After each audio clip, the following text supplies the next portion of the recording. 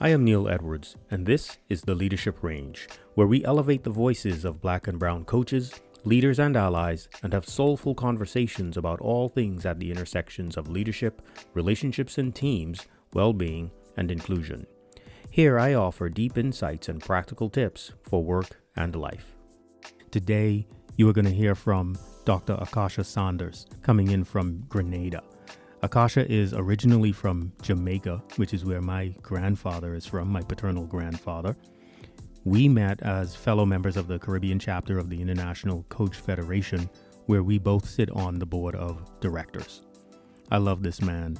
Akasha starts out sharing a little bit about his story coming up as a patois talking boy from Jamaica, getting early negative messages about who he was and the impact of it on him.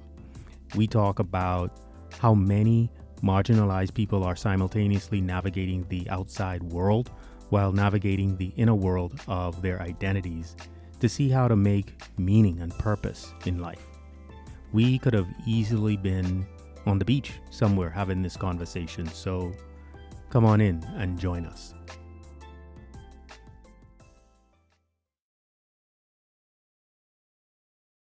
Dr. Akasha, welcome to the Leadership Range. It's lovely to have you here today. I think my guests are in for a real treat in this conversation. I've known Dr. Akasha now for, I don't know, 2 or 3 years, and I've wanted him on the show for several months, and we've had to reschedule a few times. So I'm delighted to have this smooth island boy conversation with my island brother. So you all gotta watch out for this. So Akasha is a coach and a leader and a cosmopolitan. We just had a conversation. He's a cosmopolitan, and I'm gonna let you listen to his own introduction of himself. Akasha, let people know a little bit about who you are and what you do in the world. Hey, Neil, thanks so much for having me on the show. Hello, listeners. We were talking just before this about, how do I want to be called? And then you throw in Island Boy. I'm like, that tops the list. And I didn't even mention that, Akasha, Dr. Akasha. None of these things matters when you say, Island Boy, because that very much defines a large part of who I am. Grew up in Jamaica, lived in Bermuda, island hop in the Caribbean for a while, now back in Grenada since July. So love the islands, love being surrounded by the Caribbean Sea or the Atlantic Ocean, or preferably both.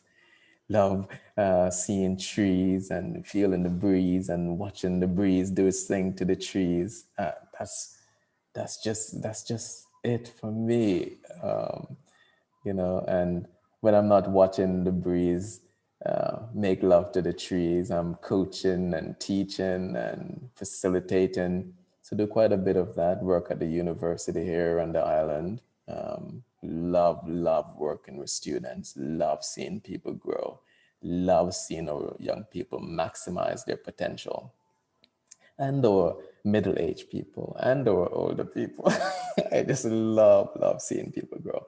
So that's what I'm about. If you were to ask me, what do I do, I would really just say I'm just in the business of cultivating spaces for people to grow and develop, Yeah. and that just takes many different forms. So You're in the business of loving people.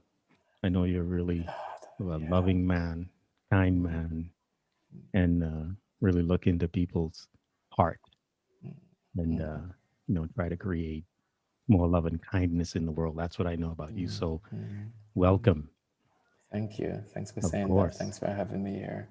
certainly. So Akasha, when I have folks on the show, I like them to share a little bit of a story about their life, and you started to do that.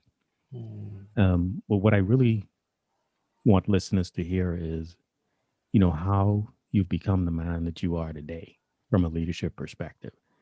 So if you can tell us a little story about your life, beginning at whatever inflection point or starting point is important to you, and just kind of hit a few points along the way that have been crucial in shaping and expanding and extending your leadership over time up through today. Yeah, yeah. I mean, there are two stories come to mind, and they're gonna somehow flow into each other, hopefully. One is when I left Jamaica for the first time. I was 11 years old, and I went to another small island, Cayman Islands. And while there, people made a lot of comments like, "Why you talk so bad? You don't." I was deep in my Jamaican patois at 11 years old. People were like, "You dunce or something," and I learned then at 11 years old, Neil, that it was a disadvantage. This was the sense that my 11-year-old mind Mm-hmm. was making. It was a disadvantage to be Jamaican, it was a disadvantage to speak anything other than standard English, okay? Proper English. Queen's English. The Queen's English. Precisely because Cayman back then still is now is a British colony. So boy, quite proper. Mhm. And so that was a significant inflection point for me because when I got back home, I had made a decision that I was no longer gonna talk Jamaican patois. I was gonna train myself to speak proper English, and lots of challenges along the way. Family members accusing me of trying to be better than them, better than what I am, Mhm. showing off, um, Mhm. trying to be too smart. So picture this, right? So on the one hand, people saying you're too dunce because you're speaking Jamaican patois. And when I convince myself to stop that and speak proper English, then people are saying, well, you're trying to be too smart, right? You're trying to be better than us. So I'm like, Mhm. well, what the heck? I lose, and where I go, I lose. Yeah. you know, Who you think you is? who I think I is talking like that. I'm from the country, a little poor village in Portland, Jamaica. So that was a defining moment for me in terms of my relationship with my culture. And I know we're going to get into that a little bit more later. Mhm. The second story is more directly a leadership story. So, and maybe about 8 years ago, a colleague and I, another coaching colleague, we said we thought about doing some work together, and the thing that we decided to do was to host men's retreats.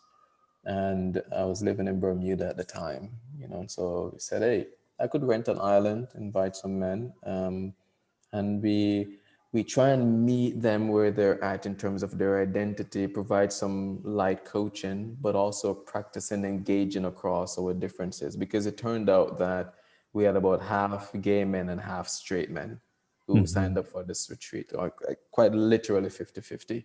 So we thought, what a cool opportunity to make contact across our differences and to see what transformation might exist in that space.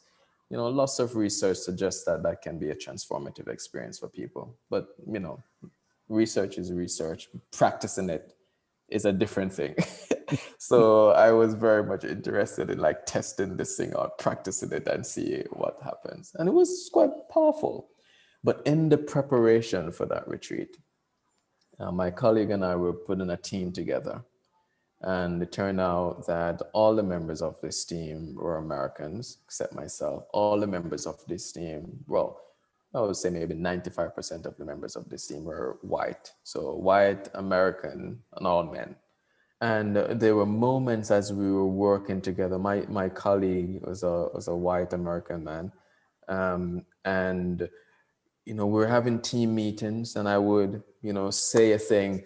Yeah, I think your listeners, you, Neil, and your listeners will perhaps find the examples I'm about to give, not unique, Give So it to us. I'm there sharing some ideas, giving my perspective, no one saying anything. Then my white colleague say the same thing, almost verbatim.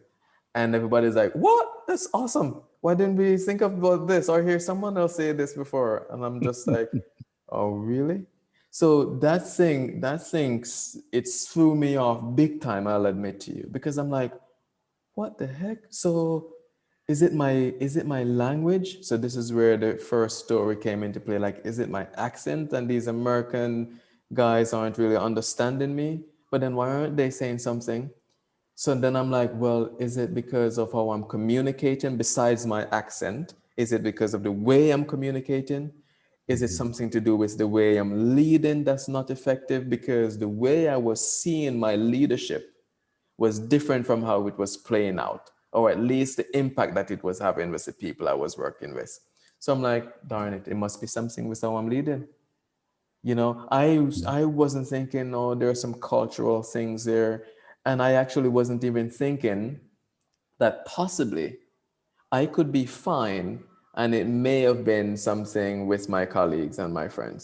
Mm-hmm. The automatic place I went to was something is wrong with me, either with Yeah. my language, either with the way I'm seeing things, either the way I'm leading. Something is wrong with me.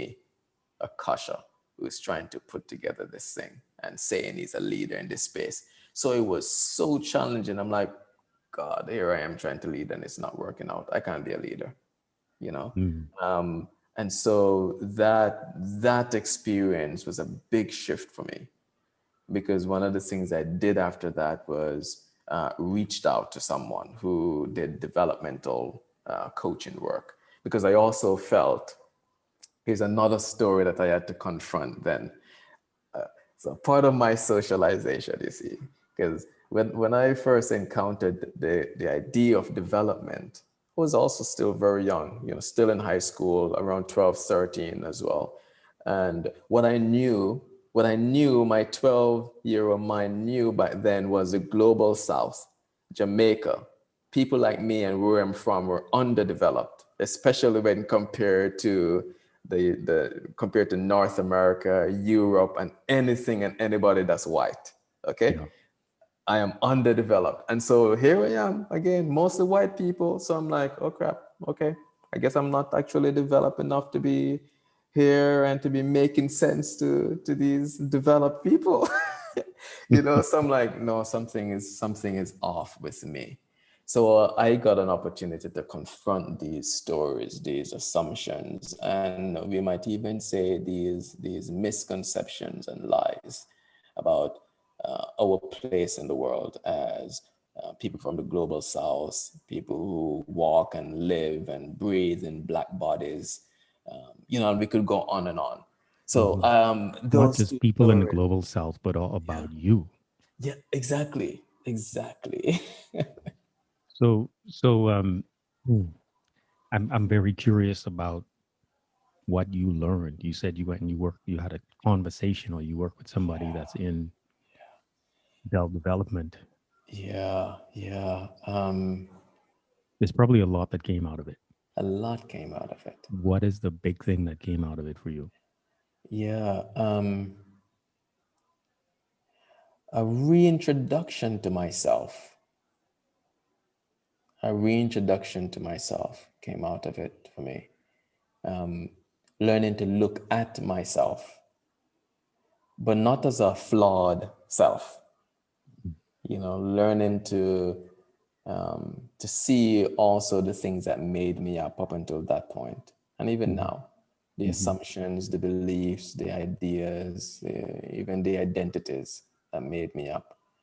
Hmm. So it was a bit of an audit of myself, but not to look for any mistakes or anything that's lacking. It's Hmm. like, what is the thing that makes up this person? So you know getting to know you.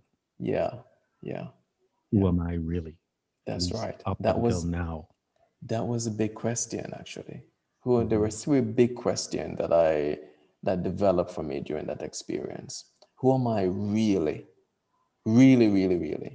Hmm. What am I here to do?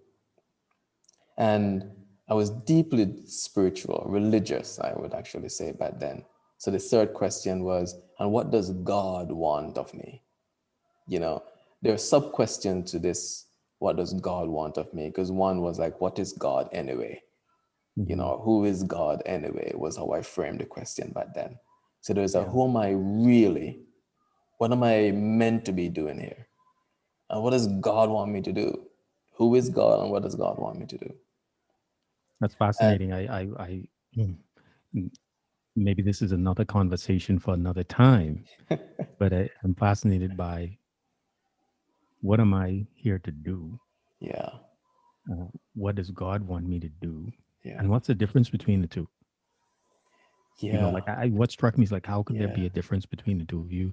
If there is a God yes. and you're here to do something, who else is there but God to tell you what you're here to do? Yeah.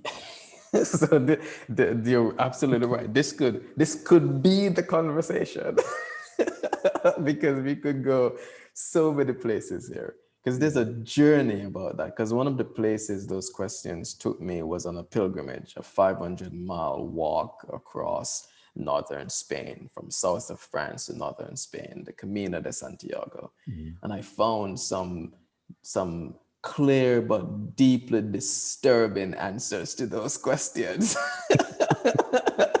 You laugh about it now, but Of course, I can laugh about it now, but back then it was like painful as heck. Liberating, though, I would Mhm, admit. So disturbing, clarifying, and liberating. mhm, Um, those answers were, and a part of the liberation was also from even how I was holding God, and the practices and beliefs and ideas about God back then. A lot of those things shifted for me over those 500 miles. 35 days walking in the hot summer Spain sun. You know, people might say you went crazy. That's why your ideas changed. yeah. I'm looking at your face now as you say that, going, "You think you were crazy?" I thought I What? was crazy. So many things happened on that walk. I was like, no, no, no, something is, I think I'm crazy. Am I crazy? you know. All Um, right. Well, but that's oh, that's fun and fascinating. I remember you telling me the some parts of the story about your pilgrimage, and that's I've not done something like that, but boy, I want to imagine that I could imagine, but I yeah, know I cannot yeah, imagine it unless I do it. yeah. You gotta be out there doing it. The thing I would quickly say about this too, Neil, is, and everyone that's listening, is like when we go looking for ourselves, like who we really, really are, man, you gotta be careful because you'll find yourself. And that self will surprise the heck out of you. You'll be like, yo, who is this self that I'm meeting here? I didn't know this self. Mhm, And as we get to know this self, early in this conversation, we were talking about home. Like mhm, you asked, where is home for me? And I had said something like, there's so many levels to it. And one of the levels is within myself. Myself is home. So I think if we deeply go look for ourselves, we'll find, we'll find who we are, and we'll find home. We'll mhm, find peace. We'll find purpose. We'll find connection. We'll find, period. mhm. We'll find and be open to that finding. So the thing that we're talking about, as I understand it, is growth between our inner and outer worlds. Mm, mm. Mhm. Tell folks what that means. Yeah, yeah. We're navigating both worlds, at least both worlds. Some people might even say more than that. So we're navigating our external world and how we move through that. But especially for people like us who belong to some sort of marginal or marginalized identity group, be Mhm, it be it because of our race, because of our gender, because of our sexual orientation, country of origin, religion, whatever. So we're navigating the outside world in our sort of marginalized identity. And how are we doing that has an impact on who we are, who we become. Even our health, lots of studies and books and so on out there talks about the implications on the impact on our mental health and physical well-being and so on from navigating these worlds.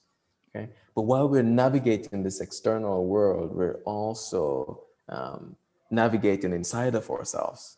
Because we're a system to ourselves as much as we're navigating the systems out there in the organizations we work with, the communities we live in, the institutions we get services from. We're navigating those systems, but we're also moving through ourselves. Going back to what I was sharing earlier, looking for ourselves. Mm-hmm. So as we're navigating the external world, something is going on within our internal world. Oftentimes we might not be explicit about it or explicit about focusing on it. So this thing about growing as we navigate internal and external world is really an invitation to slow ourselves down as we are navigating, because navigating is movement, right? We have to be moving through the world. Mm-hmm. So as we're moving, can we slow ourselves down to see how we are as we are navigating the world out there and navigating the world in here, as we're making meaning of our identities, making meaning of how we're moving through a dominant culture, making meaning of our sense of exclusion or inclusion. Like Mm-hmm. what about us that feels included or excluded, that feels like we belong here, wherever the here is? So can we slow ourselves down to notice, like what's going on in this space where we are, uh, the space that we create when we slow down to notice how we're moving through the external world and what's going on inside. And And so part of, and what what I want to say is, in that space where you say we need to look at how we're moving, um, what aspect of ourselves is in front, what aspects of our identities are making the choices in that that's space, right, that's right, and that's pointing right, us in the direction that we need to go on that compass, that's because we right, have all of these multitudes of aspects of our identity. Which version of exactly, me is here now, exactly, and how is that version moving in this yeah, space? exactly, exactly. Because we are, I love what you're saying here, brother, because we are many. You know, the Jamaican motto is like out of many, one people. Although it's talking mostly of the external world, but I think it's true of the internal world. Out of many, one. So and in each one of us, there is some identities that are dominant. Like you and I are male and heterosexual in this world, Mm-hmm. so dominant identities. And then we also have marginalized identities, being black, being from the Caribbean, and we could name so many other things, right? Mm-hmm. So all of these identities are inside of us. And to your point, which is taking charge, and when, in what context, with who, and what are the implications of, when this identity shows up and take charge. And the key thing, one of the key things there is like uh, how intentional are we? How aware are we around which identity is taking charge? So the slowing down, allowing, being in that space and allowing the space for growth is actually giving ourselves some agency around which identity is showing up, but also which identity do we want to lead with? Are we minimizing some parts of ourselves? Are we elevating some parts of ourselves at the risk of other parts? And are we consciously doing that? Yeah, So it's are we about, making intentional choices about yes, the aspects of ourselves that we want to show up in this moment yes, yes, right now? that's Yeah. right. So in a way, what we're talking about is like living intentional lives, living a life to our choosing, you know, um, living a life that celebrates the fullness of us, even as there are challenges and even risk in navigating these dominant spaces and cultures and systems that we have named already. Mm-hmm. Like, some of that stuff is real for a Yeah. lot of us. Like when And you went to there's, Cayman like when I and they went to Cayman, right? And for yeah. and some of us might say, well, that's even like low risk. For me, it felt high risk, but in the context of things, it's like there's some people who are like trying to save their lives and the lives of their children Mm-hmm. as they navigate dominant cultures. So the risk is real, and I know you and I would never downplay that at all, you know. So I wanted to at least name it. But Yeah, in that space, context matters because it ranges from just trying to fit in a little bit to saving your life trying to and your live, family's life and yeah, just trying to live. yeah, So so it underscores a question that I have. Um and yeah, and I feel like it's worth asking it right now. So why is what's important about this to our listeners, particularly listeners who are navigating corporate space? yeah. You know, I have a few biases. Some of them I know, some of them I don't know. Like all of us, I might add. And one of my bias is around, you know, full expression of ourselves. This is part of what we have been talking about. You know, how do we discover who we are and live into that as fully as we can? And I know for quite a few of us who work and live in predominantly white spaces, we to cope, to survive, we often minimize certain parts of our identity, especially those that the dominant culture already marginalizes. You know, so we try to even convince ourselves at times that those identity don't matter. We just need to be competent. We just need to prove that we are smart and that we are capable of doing the job. Okay, and sometimes certain parts of our identities suffer as a result of that. Mhm. What you and I are talking about here is it's a combination of us bringing awareness to the cost of moving through our work and life and play in this way. You know, bringing awareness to how we choose to move, and then making some. The cost of marginalizing aspects of ourselves That's right. in That's right. service of trying to fit into To some fit dominant in. culture. Okay. That's right. That's right. Yeah. That's right. And it's not to say that there aren't benefits to fitting in, because there are real tangible benefits to fitting Yes. in.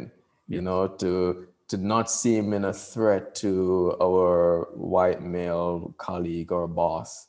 You know, Hmm. more likelihood of getting promoted and getting, you know, increase in salary and other benefits and so on. So there's some real tangible benefits, Hmm. and there's some So real so costs. I keep intruding on Akasha here because for those of you who listen to the podcast on Monday, March 1st, what I didn't say in that podcast about black men is the subtext of the threat that a black man is to a white Yes. man. Yeah.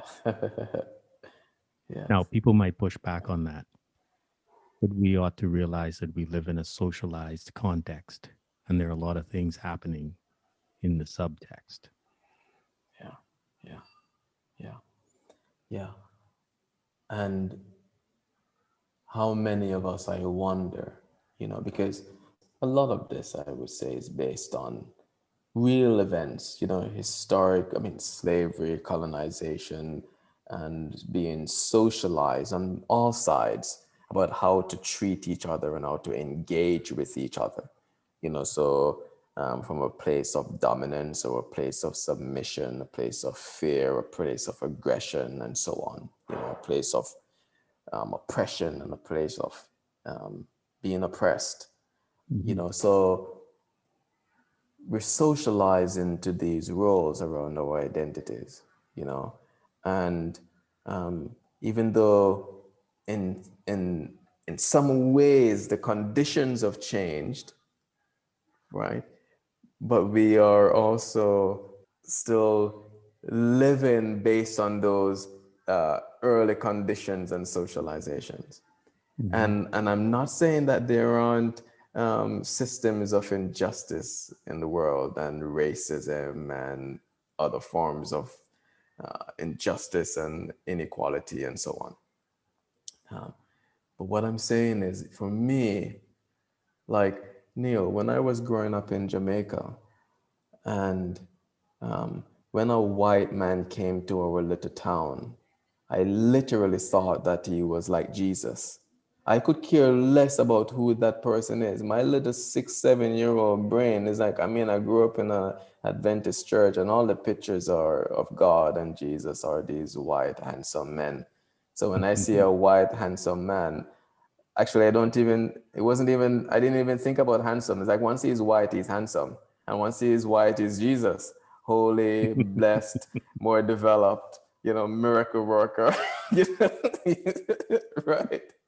So, so You were conditioned already. I was conditioned already, so it became my work as I mature to actually look at these conditioning and then choose how I choose for myself, how I am and how I want to engage with others.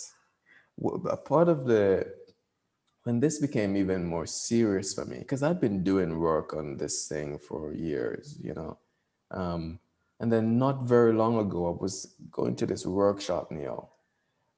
This workshop was around how white fragility impacts communities of color. It was a workshop with Robin DiAngelo and Mm. a brilliant Black psychologist, Ken Hardy, who's based in New York. They did this workshop together. And I'm on my way to this workshop. It was in San Francisco, close to you. Mhm. And I got out of the plane. When you got out of the plane and you sit for a while, you really got to go. So I'm like making a beeline for the restroom. And my body stopped. And I'm maybe 3 feet from the door to enter the restroom. And my body stopped. I looked up and I saw a white man that was about 7 to 10 feet away. We were the only two people that were going for the restroom. And I stopped and waited for this man to come and enter the thing. I'm like, what the heck did my body just do? What just happened here? What part of you made that choice? What part of me made that choice? So this is an example of also what I mean about the slowing down. You see, when we're navigating the outside world and also navigating the inside world. So of course I had to pee, so I went to pee, but I kept reflecting on this thing. What made me slow down? I wasn't being nice. I'm a nice guy. A lot of us are nice people, but I really wasn't being nice in that moment. And oftentimes there is another little tangential thing, but quite related. Sometimes You were not being nice to yourself. You actually that's were right. marginalizing yourself. I was You were marginalized traumatizing yourself myself. in a way. Exactly. I mean, in a lot of ways, because I could have peed my pants, and that's another type of trauma right there in public. So not to mention my Black Caribbean identity being marginalizing my Black Caribbean identity, but also my body. Yeah. Because the thing is, what we're just talking about just now is actually a really interesting thing to name, which is the being nice, Black men being nice, Mhm. and also the cost to ourselves of being nice. Even though the perception of us being nice isn't necessarily the reality. So white people, mostly white women, they say, oh, Akasha and Neil are very nice. And that may be true on one level, but some of it might also be um, a sort of unconscious way of protecting ourselves, because that's Yeah. a part of the socialization as well. And so Yeah. in the being nice, what's the cost to us? What's the cost to me? So like that constant interrogation again of what am I doing here? Who am I being here? Which part of my identity is on center stage here? And am I making that choice consciously? And what's the cost Mhm. of showing up? So as we going back to your question about like in reality, when we're in corporate America, in wherever we live, because not just America, here in the Caribbean, I live in an island that's 85% Black and work at a university that's led, like the administrative roles are occupied, like 80% of these roles or so are occupied by white expats.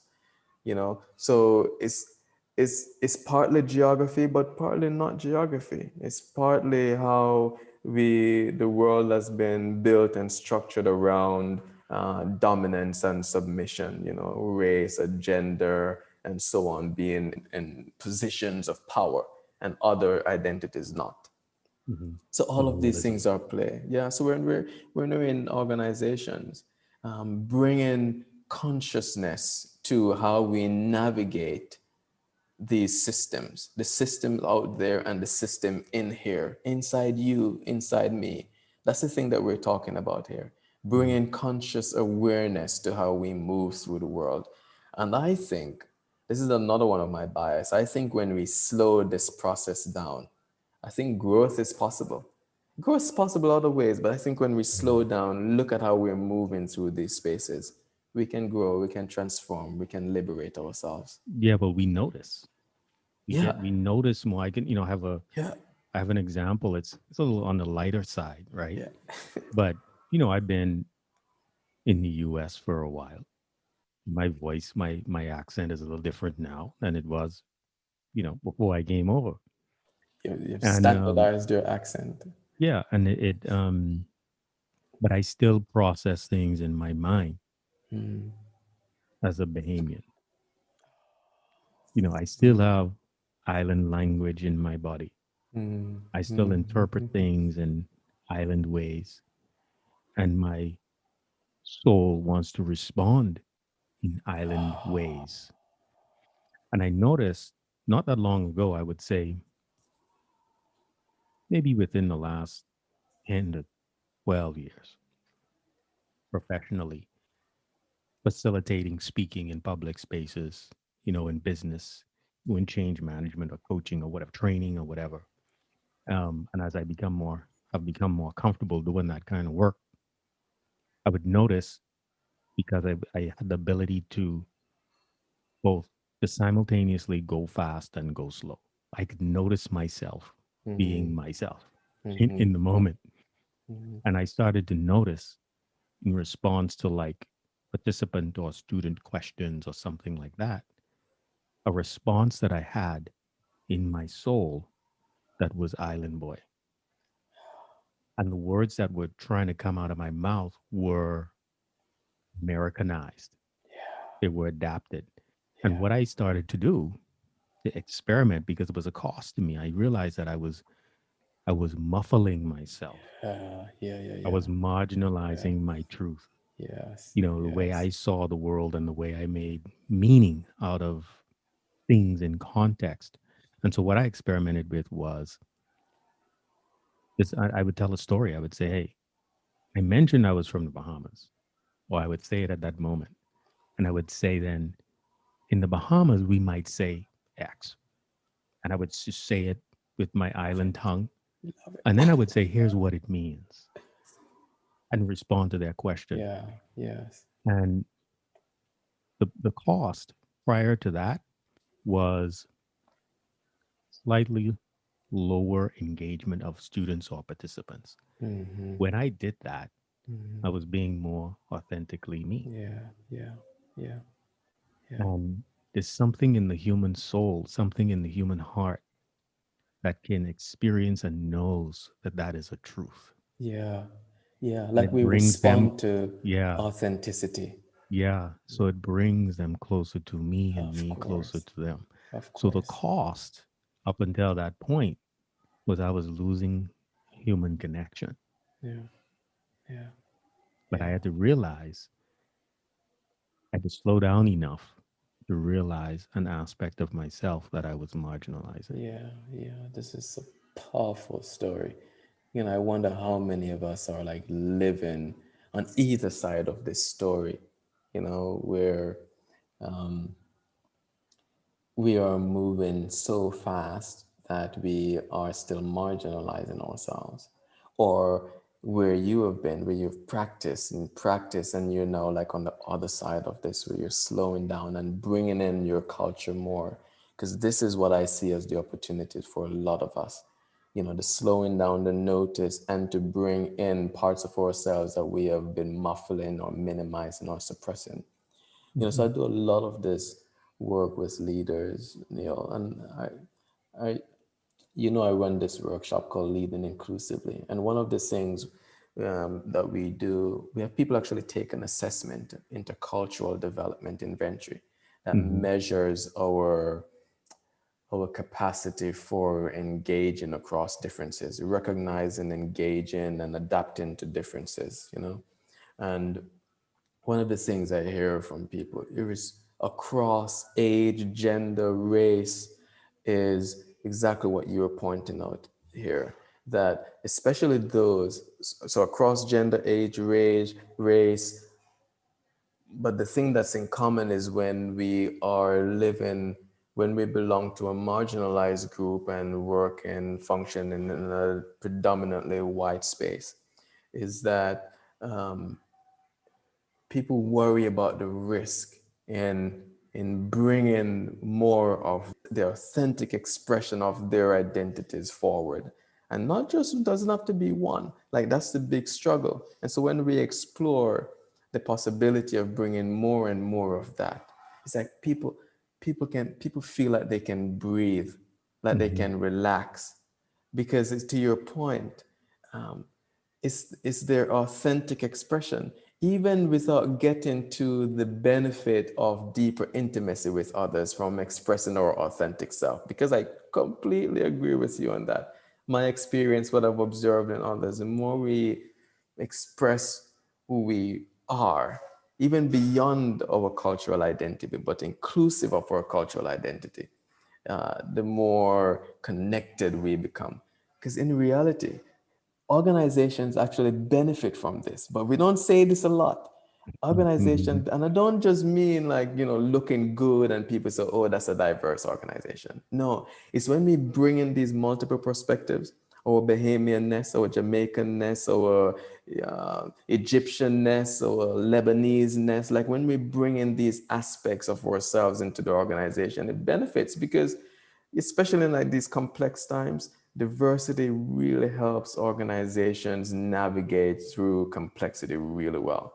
So Hmm. not just the American perspective, not just the white perspective, not just the male perspective, but as Global the perspective. It's a global global perspective. perspective, That's right. and it matters because we're, whether people like it or not, we're globalized, Yeah, yeah, and whether it's making decisions, solving problems, communicating from a business perspective, quite frankly, making money. Um, this is a tremendous value. And when yes, we marginalize aspects of ourselves, we're actually not bringing our best to work. that's right, that's right. If we're asked to bring our best to work, we need to bring our whole self to work, and not just because it's a PR tagline. You Yes. know, and I'm kind of mad at you because I know you didn't listen to my episode on full expression, but you used that language here today. So go check it out. I will, I It's will. about leadership and full expression. Mm, But it is exactly this is, we need to be cultivating. We need to work on bringing all of ourselves forward and getting skilled at being intentional about what aspects of ourselves we bring forward yeah, in that space in between yeah, our inner world and outer world so that we could skillfully navigate and skillfully contribute yeah, right yeah. aspect at the right time. And we're all a Mm. work in progress, right? That's right. That's Yeah. right. Yeah. And work and progress are like operative words, It's like, because I don't like, what's the possibility of you? What's the possibility of me? What's the possibility of us? I don't know. Who knows? I don't know. But I think what we're talking about here, like the more we explore that and step into our possibility, like, the more we get to know about what that might be. I don't know if there's an end to it, but I know I haven't reached mine. No, no way. I dwell in possibilities, and it's a lifetime journey. But the faster we get to that place of slowing down and noticing, Yeah, you know, the more access we have to the equity that lies within us yeah, as we bring yeah. more and more of our aspects of ourselves, our identities forward. So, Dr. Akasha, what are a couple of things that our listeners ought to do to begin this process of slowing down and noticing what's in that space in between to support their growth. Yeah. I mean, I think the first thing is really like what, one of the first things at least is what we just named. It's like hurry up and slow down. If you Mhm. haven't started slowing down to look at you and how you're moving through the world, get to it. You know, for some of you, it may require you, use a journal, slow the process down, make some notes about what you are noticing about yourself. I think that's an essential thing. Um, Choosing to do it maybe is one thing that comes before. It's like choosing to find out who you really, really are, you Mhm. know. And I think a third thing, which takes some courage, I think a third thing that we have been expressing here is around articulating our experiences, articulating our authentic experiences. And listen, we realize, I'm sure Neil and I realize that, listen, there are different contexts that determines how far you articulate your experience. And that's up to you to determine. So we understand, I understand, you don't need to go to your boss who has a history of discriminating against people of color or against women, to go to them tomorrow morning and say, hey, listen, this is who I am. Maybe not that. But so find some safe spaces where you can begin to articulate your truth, your authentic cultural expression a little bit more. Whether it's start telling a story about your growing up as you, as the identity that matters to you, or you being an identity that now matters to you. Whether that's a newly realized or a changed identity, whatever that is. So begin to articulate your experience. I think is a third thing. Mhm. That again that will show up in different ways. I think another thing that we've been sort of hinting at here is is around self-compassion. It's like I think a lot of us, if not all of us, can find moments when we have suppressed, muffled, minimized, perhaps even tried to sever parts of our identities. Do some work to acknowledge that, and then be gentle with yourself when you find the parts of you that you have muffled, severed, minimized, suppressed. Be Mhm. gentle with yourself and make some new decisions. you know how can you begin to invite that part of you more into you, the system of you, so they're not out on the margins of your system, but you invite them more into your inner circle, your inner circle of you. I think that's a part of the big work that we're doing here, isn't it? Like It is. inviting more and more of ourselves into the circle of our self system so that we can be whole. And that's the thing that I'm committed to. Like we can be whole, Yeah. integrated. You know, I love the validation and the verification that you're providing our listeners who've been following this podcast for a while. I had Coach KJ on some weeks or months ago, and he used the term remember, to remember Mm. oneself, to come together, Bring it right? back together. Yeah, You again mentioned self compassion, which I yeah, believe is a part of leadership. In that same episode, I mentioned to you around full expression. yeah, In order to get to that place of full expression, self love is necessary, self yeah, man. sovereignty is Yeah, necessary, resilience is necessary so that you can be fully integrated, yeah, you can be remembered, you can be whole, and you can fully express in all aspects of yourself. yeah, man. As my 11-year-old Jamaican self would say, you're right to rot it, man. Yeah, man. Spot on. Spot on. So true. Yeah. So true. It's a beautiful conversation, Akasha. Thank you so much for coming in and, being in conversation and sharing your wisdom with our listeners. I think it's really going to be appreciated because we know A lot of people need to slow down and to notice and to grow in that space. From all dimensions of diversity. A lot of people live in this space of trying to navigate who they are and integrate in that space between the outside and the inside. So thank you for that. Thank you for being here today. And blessings, my brother, my island boy. Yeah, Thank you. yeah. Love to you and your listeners.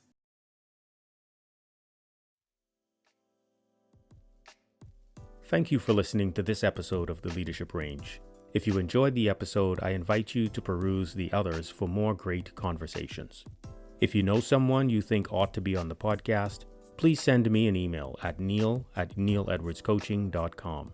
To connect with me, you can find me on LinkedIn at linkedin.com/in/nedwards07.